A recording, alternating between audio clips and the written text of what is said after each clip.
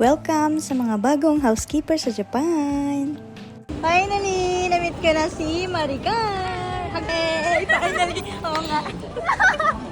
Hindi nakita. Oo. Ayan si Maricar-san, kumuha siya ng ayuda. O may ayudang pagkain. Uy, ang dami din pala. Ay, may bigas pa ako, sensei. Ikaw mamimili niyan. Opo, Doon. opo. No. Ayan Lo, o. ang dami. Oh, ayan, ito pala yung sa'yo, sensei. Yay! Ayun, yung bigas. Ito oh. May bigas? Ayun, bigas oh. O, naghalongkatan kami dito sa Shibuya.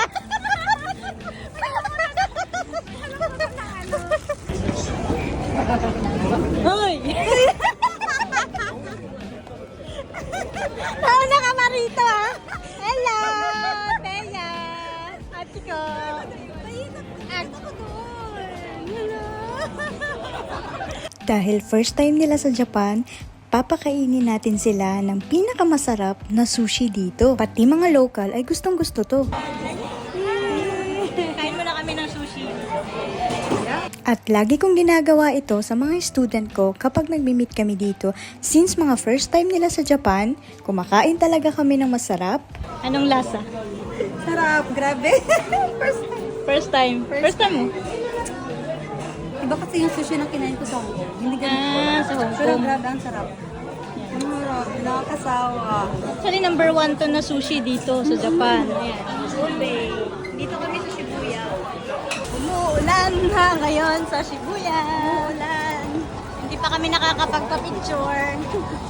Wala pa kami ng picture dahil kumain muna kami. Yay. Anong impression mo sa Japan nung dumating ka? Hindi, siguro overwhelmed. Kaya hindi ko siya Explain. Pero it's so nice. It's so nice. So nice. Finally. Totemo kirei desu. Kirei daw sa Japan. Pati tao kirei. Hindi lahat. Hindi lahat.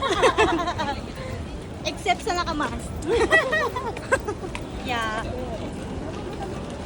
Nagliliwaliw kami sa ulan. Kaya every time na may mga student ako na ma-assign ng Tokyo at makakapag-training sila mula dito sa Tokyo.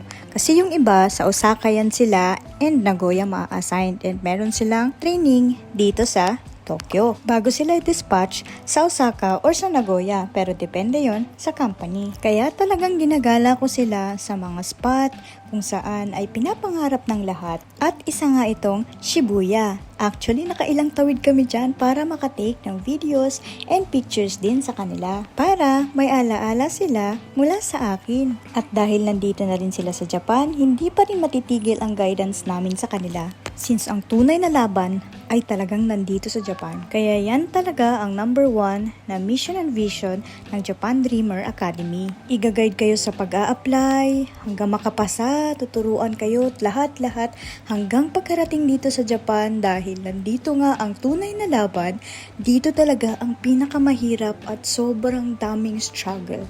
Mas maganda kasi kung meron tayong mentor na pagtatanungan natin sa lahat ng mga bagay. Dahil hindi lahat tinuturo ng company at mga senpai natin, mas maganda kung meron talaga tayong mentor. Kaya kung interesado din kayo mag-guide at paturuan namin, mag-PM lang kayo sa Japan Dreamer Academy by Poison Ivy Jane para kayo naman ang next na matulungan namin at makapunta dito sa Japan at makapagpa-picture kay Hachiko!